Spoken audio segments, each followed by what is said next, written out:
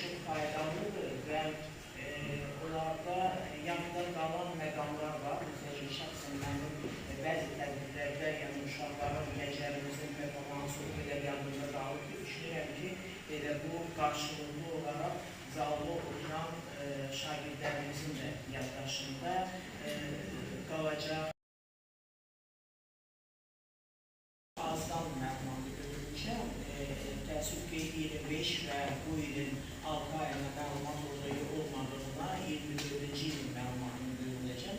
Sadəcə sizlərə bir fikir formalaşsın. 83% əhali kompüterdən istifadə edir. Və bunlardan 27-28% 24 yaşına çatan gənclər. İnternetdən istifadə 90%. Burada da rəqam edədir, 30-32% gənclər istifadə edir və 93% isə mobil telefonlardan istifadə edir. Bu da deməkdir ki, həm internet, həm mobil cihazlar indiki dövrdə hər kəsə bir əl çatan vasitə kimi istifadə olunur. Bana aciz kul iken yine döner mənə əlbət. Herkes değil, asılı değilim.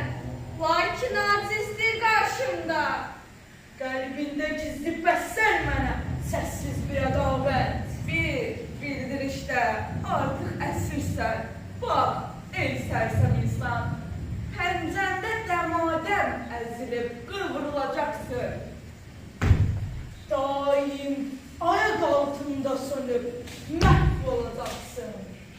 Bugün səni idarə edən mənəm, aç gözünü bax. TikTok'ta iten saatler, Instagram'da sönen ömür. Dünən altı günüydü, bugün like səni süründürür. Dünən oyun həyat idi, gülür, sevin, saf nəfər. Bugün oyun səni udmuş, ruhun dustan, qəlbin qəfəs. Dünən taxt uğrunda savaşırdın. Bugün trend uğrunda qatırsan. Saatlar keçir, sən isə yaşamırsan, sadəcə baxırsan. Mən dəyişmədim, sadəcə libasım dəyişdi. Değilsen, seni kim idare edir bugün? Sen yoksa ben? Biz terk ederiz sizleri. Allah, ne lazım? İblis. Nedir? Sürgünlər xəyanətlere baiz. Herkesin vaktini, ömrünü boş. Ne nasıl eden asıldır nedir? İblis. Siz elə bilirsiniz ki, iblis geçmişte kalır. Değil. İblisin siması yok. O, insanı öz yoluna